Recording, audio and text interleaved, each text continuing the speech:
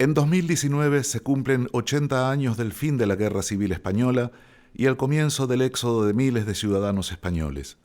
Francia, México y Argentina serían los principales destinos de esa larga y dolorosa diáspora que arrancó de su tierra a casi 500.000 de trabajadores, académicos, intelectuales y artistas, muchos de los cuales no regresaron nunca más a su patria.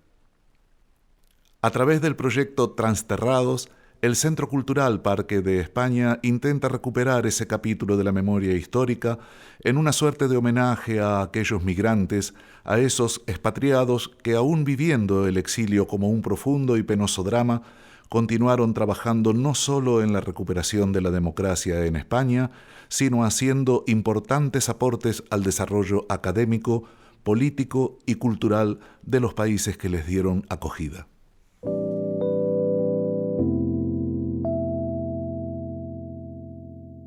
El exilio gallego tiene algunas características que lo particularizan dentro del exilio republicano español. Por eso convocamos a Rui Farías, historiador e investigador, para que nos cuente sobre los exiliados que llegaron desde Galicia a la Argentina. En Galicia prácticamente no hubo frente de combate. Galicia cae en manos de los sublevados en el transcurso de 10, 11, 12 días. Con lo cual se genera una situación bastante complicada para buena parte de la sociedad gallega, que es un país en el cual el Frente Popular ha triunfado en 3 de las 4 provincias en febrero del 36. Es decir, es una zona que no parece ciertamente una retaguardia leal o segura, pero al mismo tiempo está encerrada entre el Cantábrico por el norte, el Atlántico al oeste, la frontera portuguesa al sur, pero el Portugal era un país adicto a los sublevados, y apenas unida con el territorio leal a la República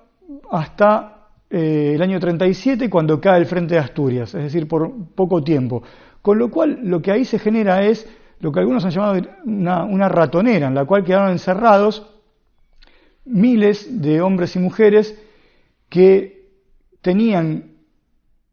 o una militancia republicana, o comunista, o galleguista, o anarquista, o simplemente estaban afiliados a sindicatos, lo cual los hacía ya objetos de persecución y represión. De hecho, si uno se fija en el volumen de la represión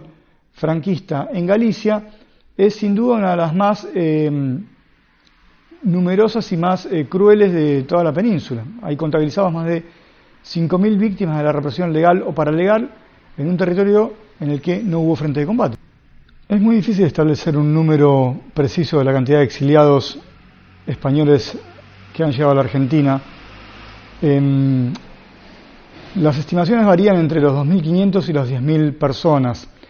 comenzando desde el momento mismo en que se inicia la sublevación militar el 18 de julio de 1936 y continuando la cuantificación hasta, grosso modo, el año 1955. Los exiliados vinieron al país por una serie de circunstancias determinadas, por las redes sociales preestablecidas a la Guerra Civil Española, por el grado de compromiso que tenía la sociedad argentina con la causa republicana y, por supuesto, por el auge económico que vivía la Argentina en ese momento. Por lo general, el exilio republicano español ha tenido como primer destino mayoritario Francia, desde la primera hora de la sublevación y sobre todo a partir del derrumbe del Frente de Cataluña a comienzos del año 1969. En el caso del exilio gallego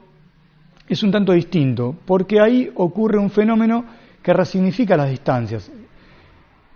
Para Galicia, el mayor destino migratorio a nivel mundial ha sido la República Argentina. O sea, es muy raro que un gallego no tenga parientes, vecinos o amigos emigrados en la Argentina, o que él mismo no haya atravesado por un episodio de emigración y de retorno a la tierra. En ese sentido, para muchos republicanos gallegos, para muchos exiliados gallegos, Buenos Aires, pero también La Habana o Montevideo, podían ser destinos mucho más cercanos que Francia, que era el destino principal para otros componentes del exilio republicano español. Es decir, dentro de la cosmovisión de un campesino marinero gallego, esos territorios estaban mucho más cerca que la República Francesa. Una de las características del exilio gallego, tanto en América como en Argentina, fue la capacidad de conformar redes asociativas, tanto en Buenos Aires como en el resto del país. Es decir, Buenos Aires y Montevideo, por la alta densidad de migrantes, por ya la activación previa de la comunidad gallega en esta zona, les brindó a los exiliados republicanos un marco asociativo en el cual muchos se integraron, pero también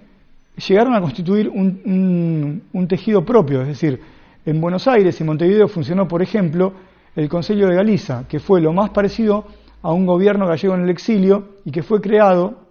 en el año 1944 para tratar de poner al exilio gallego en pie de igualdad con la Generalitat catalana y con el gobierno vasco en el exilio.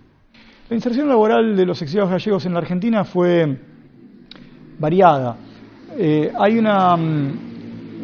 especie de ecuación entre los conocimientos y los conocidos, entre el bagaje de conocimientos que traían y las personas que podían llegar a ayudarlos en la Argentina, que a muchos les permitió insertarse en puestos que tenían que ver con la formación previa. Es decir, indudablemente hay casos como por ejemplo el del médico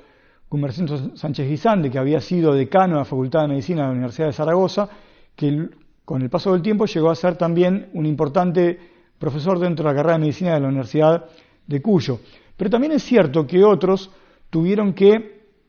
llevar adelante oficios o profesiones que no tenían que ver directamente con su formación, aunque eso no quiere decir que estuvieran muy por debajo. Por ejemplo,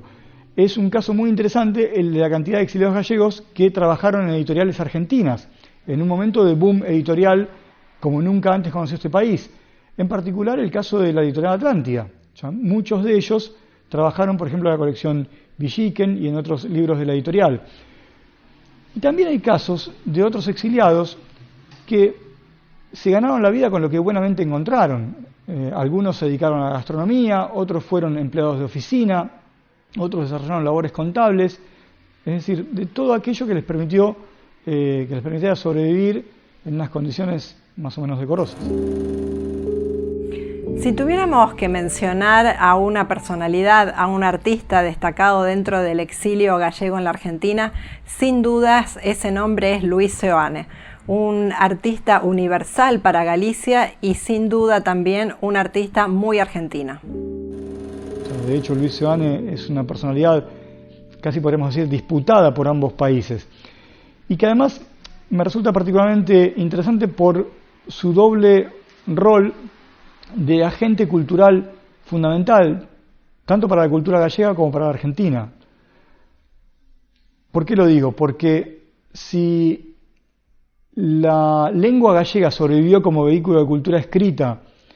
en la década del 40 y la década del 50, fue fundamentalmente por la obra de Luis Seoane desde Buenos Aires, publicando todo aquello que no podía ser publicado en Galicia, porque sencillamente no se podía editar en lengua gallega. A través de su trabajo con las colecciones gallegas de las editoriales MC o Nova, o con otras como Botella al Mar o Citania, produjo una obra